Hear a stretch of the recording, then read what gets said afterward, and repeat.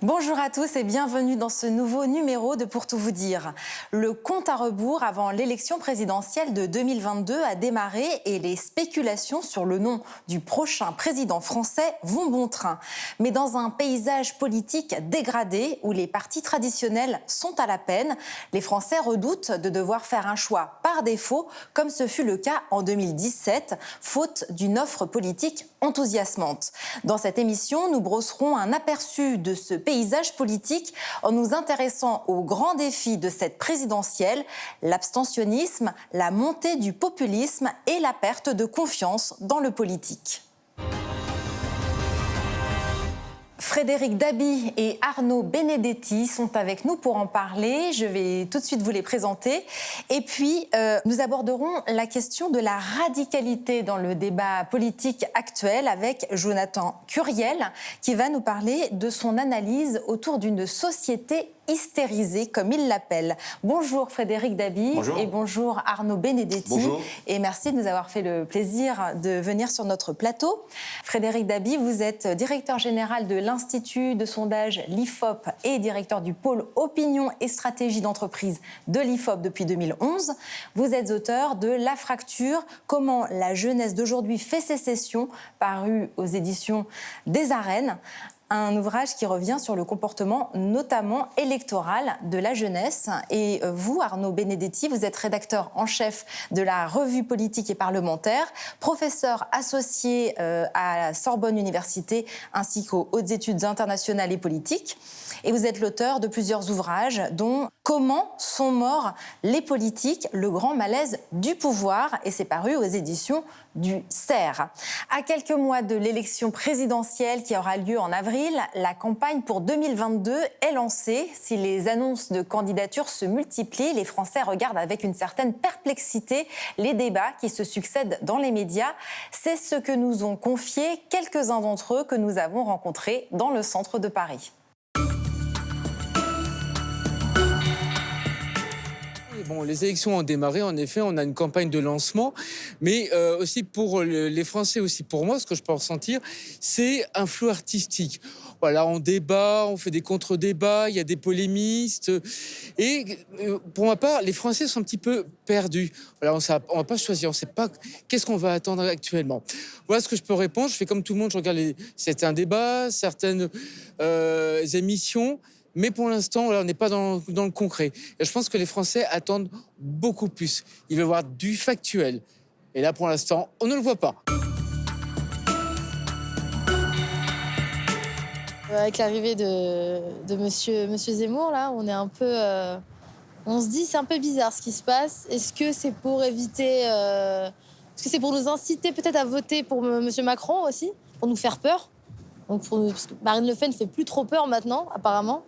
Donc, il y a encore un ennemi, entre guillemets, de plus qui s'ajoute. Peut-être que c'est pour nous faire voter encore pour Macron, pour la stabilité. Voilà. Donc, c'est ce que je pense, en tout cas. Effectivement, c'est un petit peu bouleversant, entre guillemets, dans le sens où aujourd'hui, on a un candidat, un parti.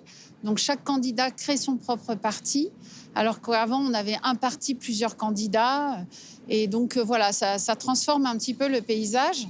Et voilà, on se demande aussi la pérennité de ces partis, finalement.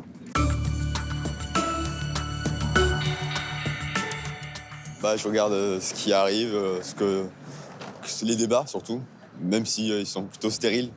Mais il faut quand même s'y intéresser. Et pourquoi vous les trouvez stériles ? C'est surtout un concours d'ego et je trouve que bien que les faits sont pas tellement présents, c'est surtout du superficiel, c'est pas tellement du concret. Sans nommer les gens, on sait qui c'est qui domine la sphère médiatique. Je pense que nous sommes dans une nouvelle ère, peut-être la politique 2.0, dans l'immédiateté du discours, et puis on oublie. Mais s'occuper réellement des problèmes économiques ou bien des problèmes tout simplement des citoyens français, on passe outre. Mais bon, après, en fait, on revient à la réelle capacité des hommes politiques en France à s'occuper réellement, à la capacité qu'ils ont à régler les problèmes. Étant donné que nous sommes dans une mondialisation interconnectée, c'est le marché qui décide. Et on a très peu de pouvoir sur le marché en France, comme partout dans le monde.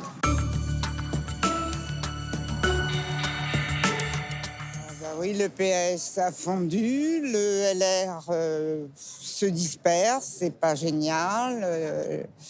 Les grands leaders ne sont plus là, c'est comme le reste, tout s'effrite, quoi. Hélas, mais bon, cela dit, peut-être qu'on va retrouver un jour un grand homme pour diriger cette France, moi je l'espère.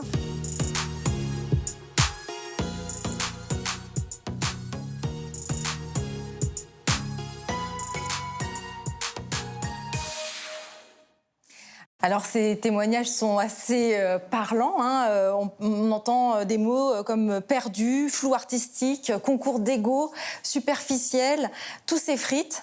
Alors c'est un micro-trottoir, ça n'a rien à voir avec un sondage représentatif de la population, mais ça montre quand même une certaine forme de désarroi en ces premiers temps de campagne présidentielle. Quelles sont, selon vous, les principales raisons de ce dépérissement de la politique, comme vous l'appelez dans votre livre?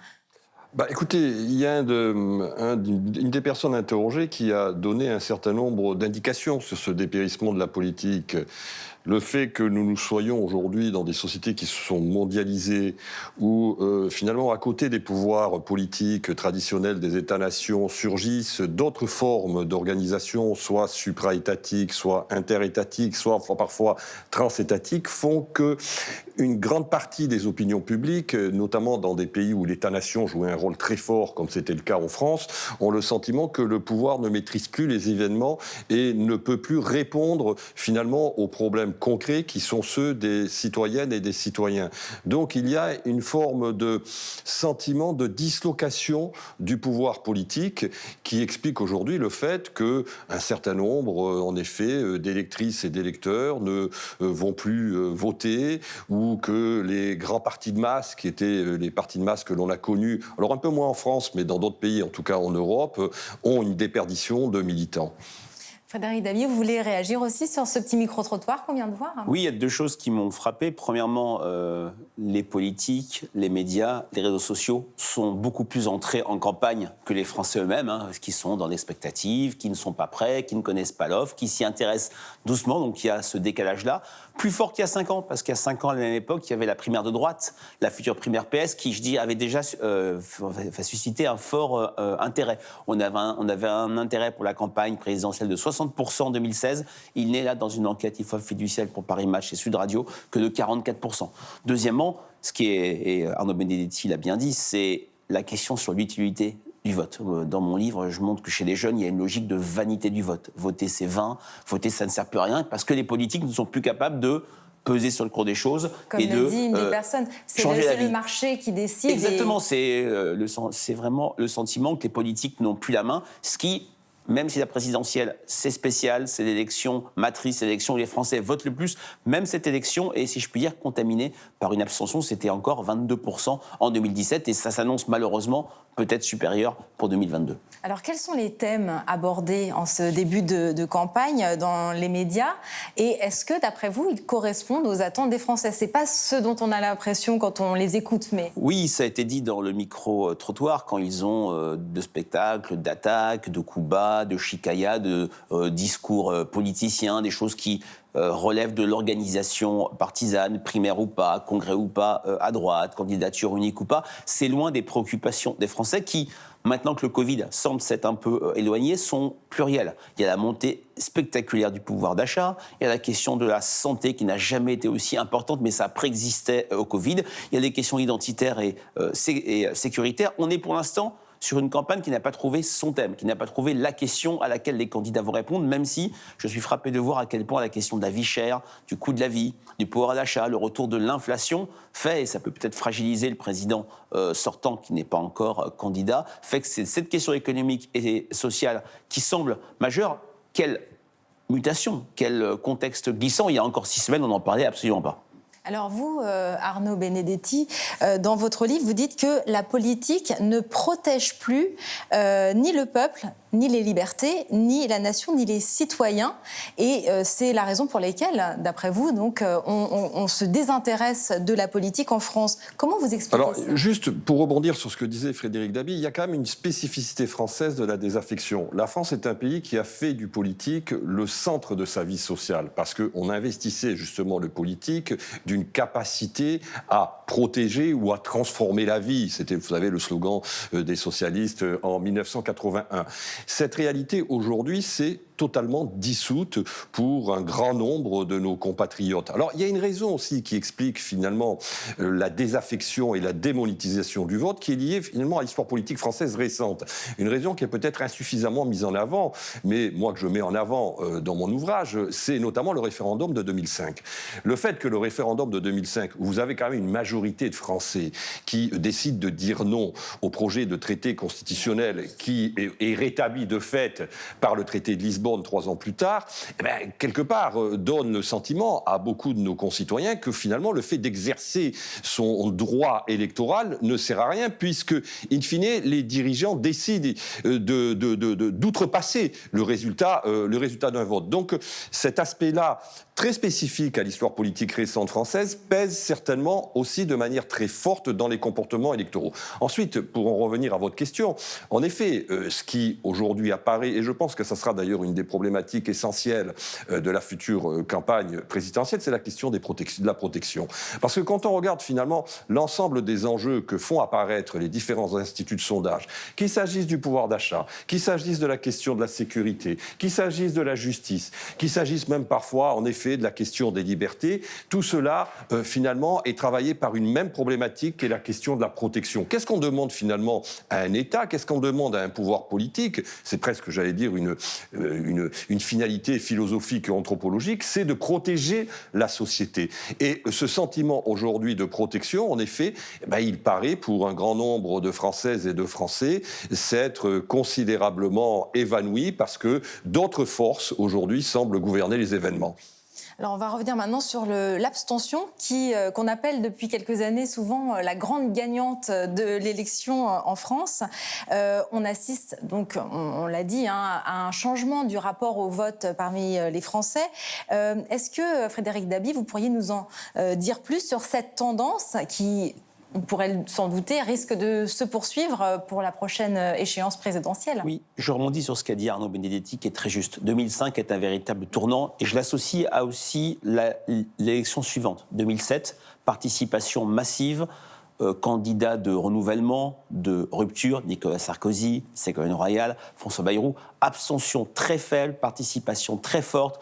Ces trois candidats font 3/4 à eux trois. À partir de là, et la déception que chacun dans son genre a pu créer, il n'y a pas eu une élection où on a plus voté que l'élection de référence précédente, sauf les régionales de 2015, post-attentat, où il y avait une sorte de réflexe civique. Donc on est dans un cycle abstentionniste qui est vraiment entamé à ce moment-là, qui s'est considérablement accéléré depuis le début du quinquennat d'Emmanuel Macron, pas de la faute du président élu, mais sans doute de cette présidentielle de 2017 qui a été un moment où la bipolarisation s'est complètement effondrée, où les partis de gouvernement ont connu leur 21 avril. Et c'est vrai que maintenant, et vous avez raison de prendre cette expression, à chaque élection, le grand gagnant, la grande gagnante, c'est l'abstention. On a aux dernières élections régionales 33 millions de Français dans un exil électoral. Et là, on ne peut pas ne pas s'interroger là-dessus. On ne peut pas ne pas s'interroger sur quid de la participation le 10 avril prochain. Alors, elle est assurément plus forte que ce cycle abstentionniste qu'on a vu, mais peut-être va-t-on battre le record d'abstention qui était de 28% le 21 avril 2002. C'est maintenant le fait structurant les campagnes électorales, ce non-vote, cet exil électoral, une majorité de Français. Alors, même si on a évoqué toutes ces raisons pour lesquelles les Français se désintéressent de la politique, il existe quand même des dynamiques aujourd'hui. On peut parler notamment de la poussée du vote écologiste, notamment aux dernières régionales. Quels sont les enseignements que l'on peut tirer des récents sondages à ce sujet? Et on parlera aussi de cette tendance. Alors, ils ne mettent pas les écologistes et la gauche de manière générale à la fête, puisque toutes les enquêtes, et il faut les regarder de manière globale, sans les voir comme une prédiction ni une prophétie, donnent un total des intentions de vote en faveur de la gauche à un niveau historiquement bas. Ça ne s'est jamais vu. On est entre 25 et 26%. Même en 2007, c'était 31%. Ça donne un président sortant plutôt en bonne position, mais peut-être fragilisé par le changement de contexte sur les sujets de préoccupation des Français. Et le fait majeur, c'est ce bloc de droite extrême et souverainiste, Voilà. c'est-à-dire l'addition des intentions de vote pour Éric Zemmour, Marine Le Pen, Nicolas Dupont-Aignan, qui est entre 35 et 38%. C'est du jamais vu avec cette dynamique, mais ce n'est pas le sujet peut-être du jour, d'Éric Zemmour. Première fois qu'une personne qui n'était pas candidate, qui n'est pas candidate encore aujourd'hui, qui n'est pas issue du sérail, connaît une telle dynamique et une capacité à percer dans l'électorat Qui de n'est pas droite candidat, et mais qui d'extrême droite. plane sur cette Oh campagne. oui, comme un spectre, oui. Voilà, alors justement, est-ce que vous pourriez revenir, Arnaud Benedetti, sur les dynamiques en présence? J'ai cité les écologistes, mais est-ce que vous avez d'autres éléments à Ce qui est ajouter? intéressant surtout, je pense, d'analyser, je parle sous le contrôle d'un sondeur, c'est les dynamiques sociales. C'est-à-dire qu'en fait, ce à quoi on assiste, c'est que les sociologies qui sont les plus gagnantes de la mondialisation, de fait, continuent à voter. C'est-à-dire qu'elles n'hésitent pas à aller, disons, poser leur bulletin de vote dans l'urne. C'est la raison pour laquelle, finalement, les écologistes ont fait de bons scores lors des élections municipales, et la raison vraisemblablement pour laquelle, aujourd'hui, Emmanuel Macron continue à bénéficier d'un socle, en tout cas en termes d'intention de vote, qui est assez, qui est même plus important que celui qu'il a obtenu au premier tour de l'élection présidentielle de 2017. Le deuxième phénomène, presque mécanique, si je puis dire, en creux, c'est le fait qu'en effet, les classes populaires et une partie des classes moyennes, aujourd'hui, boudent les urnes et boudent les bureaux de vote. Et on voit bien que là, il y a une bataille qui est en train, en effet, de se jouer, notamment du côté de la droite et de la droite extrême, entre Éric Zemmour et Marine Le Pen, pour essayer de reconquérir ces classes populaires. Le troisième phénomène, qui, à mon sens, est tout à fait d'ailleurs lié aux deux précédents, c'est qu'on a un champ politique aujourd'hui qui est extrêmement éclaté. Il est totalement éclaté, c'est-à-dire que vous avez des offres politiques, si vous voulez, on a vécu quand même pendant 40 ans en France sur un champ politique qui fonctionnait sous une forme de bipolarité entre la droite de gouvernement et la gauche de gouvernement. On a vu commencer à s'effriter cette bipolarité à partir des années 80, avec l'émergence notamment d'un côté du Front National et de l'autre des écologistes. Et là, depuis 2017, on est, disons, confronté à un champ politique qui s'est totalement disséminé entre différentes forces politiques qui essayent de conquérir les suffrages. La réalité, c'est que les Françaises et les Français ne se retrouvent pas manifestement dans ces différentes offres politiques, en tout cas une grande partie de ces offres politiques, parce que justement, ils considèrent que les politiques ne sont plus en mesure, et ça a été dit dans le petit micro-trottoir que vous avez réalisé, ne sont plus en mesure de répondre en tout cas aux problèmes qui sont les leurs. C'est un contexte qui est, d'une certaine manière, favorable à l'actuel président Emmanuel Macron, qui se place, on l'a vu ces derniers temps, un petit peu au-dessus de la masse. Il est fort aujourd'hui de cette carrure présidentielle, bien sûr, acquise durant son mandat. Quelle est sa dynamique aujourd'hui et quelle est l'image d'Emmanuel Macron auprès des Français? Lui qui a été très égratigné par le mouvement des Gilets jaunes. Alors, c'est un président qui reste structurellement impopulaire depuis février 2018, mais qui a un bloc solide, qui ne bouge quasiment pas. Ça fait maintenant quasiment un an que dans les enquêtes de popularité, il est à 40% de personnes satisfaites ou qui approuvent son action, quand ses prédécesseurs payaient cash une déclaration, une mesure, un projet, une réforme, un mouvement social. Lui, il est relativement protégé. Ça a été bien dit par Arnaud Benedetti. Il a aussi une sociologie électorale qui est plutôt mobilisée. C'est la France qui va plutôt bien, sans être dans les caricatures, et qui va plus voter que la moyenne. Mais je suis frappé de voir deux choses. Ça a été dit également, c'est le premier président, depuis François Mitterrand, qui 6 mois avant la présidentielle a un socle d'intention de vote égal ou au moins supérieur à son score réel. Jamais Nicolas Sarkozy n'avait obtenu ses 31% après sa victoire. Jamais François Hollande n'avait réédité son score du premier tour de l'élection présidentielle de 2012. Et il est effectivement en surplomb. Il bénéficie de ce statut avantageux de président, pas encore candidat, mais qui sera sans doute candidat. Donc indice qui fait campagne avec le chéquier de la France. Mais c'était des critiques qui avaient été adressées à Jacques Chirac, à François Mitterrand, voire à Nicolas Sarkozy, dans un contexte de crise en leur temps. Et c'est vrai qu'aujourd'hui, pas une enquête ne le donne perdant au second tour, ni en situation d'être devancé au premier tour. On connaît le statut de ces enquêtes dans ce contexte si glissant. Il y a bien sûr des fragilités. Le contexte économique, la question du pouvoir d'achat. Le sentiment aussi, malgré tout, qu'il a une image qui est parfois un peu giscardisée, dans la mesure où on... Qu'est-ce que ça veut dire ? Giscardisée, c'est le but, c'est le fait qu'on ait le sentiment qu'il est un peu déconnecté des réalités quotidiennes que vivent les Français. Il y a son manie de faire des petites phrases. Il n'est pas réélu, loin de là, mais c'est vrai qu'après un quinquennat si compliqué, qu'il soit en pole position, c'est déjà un résultat assez impressionnant.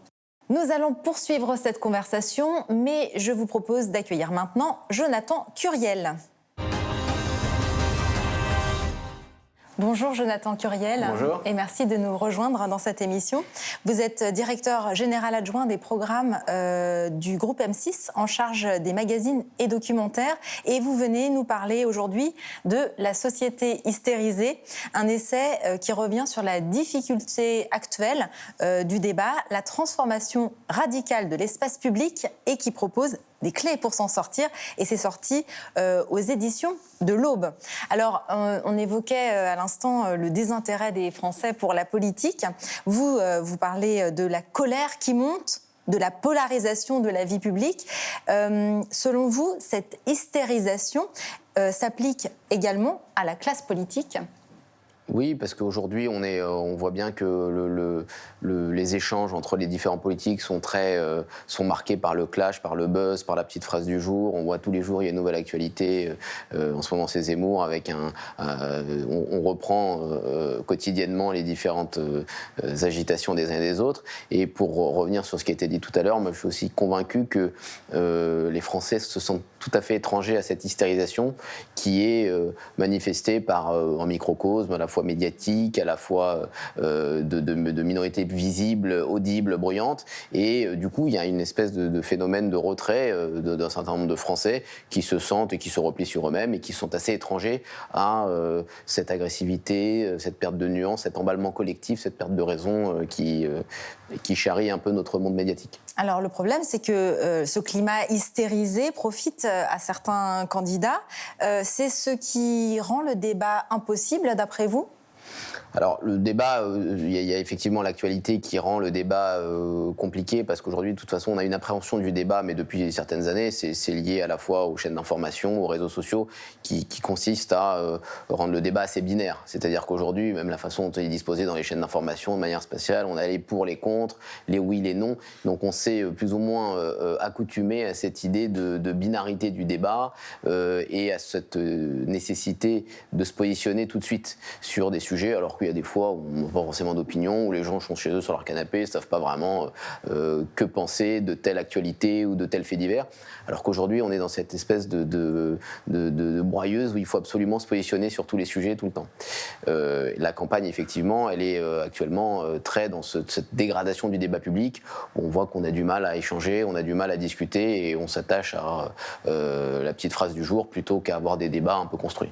Et puis, les sondages peuvent jouer aussi un rôle dans cette hystérisation, bien qu'il soit évidemment un outil... C'est plutôt l'usage et l'exploitation voilà, des sondages. c'est-à-dire que le sondage fait l'actualité en quelque sorte. Il fait le buzz et il fait monter la tension. Oui, c'est une véritable dérive que personnellement je dénonce. Alors que je produis ces sondages, on les surinterprète, on leur fait dire trop de choses, on oublie que ce ne sont pas, comme je disais, des pronostics et des prophéties, et on va plutôt, je dirais, polariser le temps d'antenne, vous parliez des chaînes d'information en continu, sur une sorte de course des petits chevaux, alors qu'on est à 6 mois du vote, alors que l'offre électorale n'est pas encore structurée, et on ne regarde pas l'intérêt des sondages, c'est-à-dire les ventilations, la sociologie des électorats, des sortes de micro-trottoirs améliorés que sont les études qualitatives, on fait parler des gens spontanément. C'est vrai qu'il y a une sorte de dévoiement et il y a moins pour moi une frénésie des sondages qu'une frénésie sur leur surinterprétation. Oui, mais du coup, est-ce qu'on ne peut pas dire que le sondage façonne l'opinion en quelque sorte ? Je vais peut-être me tourner vers... c'est un vieux débat, mais Arnaud va répondre.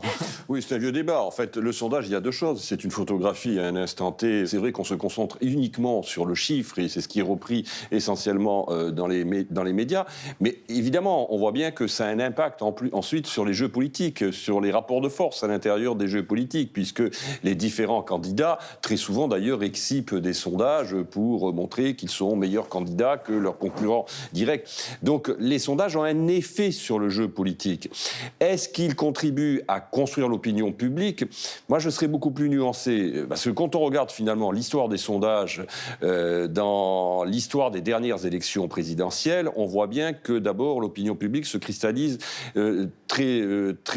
disons de manière très forte uniquement dans les dernières semaines. C'est dans les dernières semaines que les Françaises et les Français font leur choix. Donc ce qui démontre bien qu'il y a une autonomie malgré tout de l'opinion publique par rapport au sondage. Ça nourrit finalement une société avide d'hystérie, le sondage. Non, parce que moi je rejoins ce qui est dit, c'est-à-dire que le sondage c'est une photographie à un instant T, et après tout dépend de l'usage qu'on en fait. On voit souvent, par exemple, là si je prends l'exemple des primaires de droite, les sondages sont pas forcément conformes aux résultats qu'on aura dans un mois. Donc il y a aussi ce travail de la primaire, je ne vais pas spécialement partir d'une primaire ou pas, mais la primaire fait que les gens discutent entre eux, qu'il y a plusieurs débats, que les gens peuvent se faire un avis sur le temps long, plutôt qu'avec un sondage, et souvent les sondages sont démentis dans ce genre de moments de discussion démocratique. Alors, il y a aussi le rôle d'Internet dans cette hystérie de la société qu'il faut peut-être souligner, en particulier les réseaux sociaux et la colère, mais aussi les biais que cela génère. Alors oui, l'hystérisation, vous avez en fait plusieurs... pour définir l'hystérisation, il y a plusieurs symptômes et causes qui sont qui peuvent être décrites.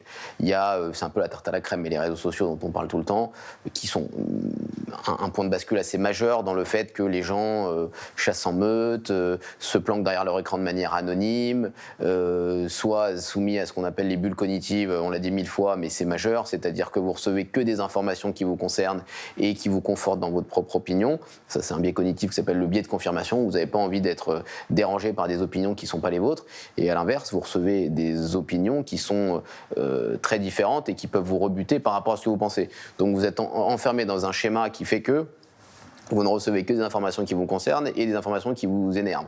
Donc chacun, d'une certaine manière, reste dans son silo, dans son couloir de nage, et ça crée une espèce de fracturation de l'espace public qui fait que chaque population reste dans son silo, et du coup les gens ne se parlent pas et ont plutôt tendance à s'affronter que à discuter entre eux et à échanger sur des problématiques diverses. Voilà. C'est ce que vous avez étudié dans la fracture. Voilà, justement, vous parlez d'or, c'est exactement ça. Il n'y a plus, je dirais, sur des questions sociétales ou sur des questions de mœurs, de guerre au sein des familles, de guerre au sein des générations, parce que chacun est dans son couloir, chacun est rassuré par ce qu'il entend, parce que tu fais des algorithmes, tu fais toute une série de choses, on reste dans son magma idéologique, et c'est vrai que c'est particulièrement préoccupant de voir qu'il n'y a plus de débat, par exemple sur la question des discriminations, sur les questions sociétales, sur les questions qui intéressent les jeunes et les moins jeunes, et le plus grave, c'est que parce qu'on ne se parle plus, il n'y a plus de termes du débat, il y a des termes, des mots derrière lesquels les jeunes et les moins jeunes mettent des définitions différentes. Je pense aux discriminations, d'État ou pas, je pense bien sûr au principe laïque, à la laïcité. Oui, absolument. On me faisait la réflexion, c'est vrai qu'il y a une exception à ça, où ce débat intergénérationnel, ça a été le vaccin. Oui, c'est-à-dire que c'est le seul exemple où vous aviez des réunions de famille où les gens, parents, grands-parents... Parce que ça touche le quoutidien, ça touche la vie. Ont débattu du sujet, avaient des échangé entre eux sur ce sujet-là, et de manière assez ouverte et même clivée.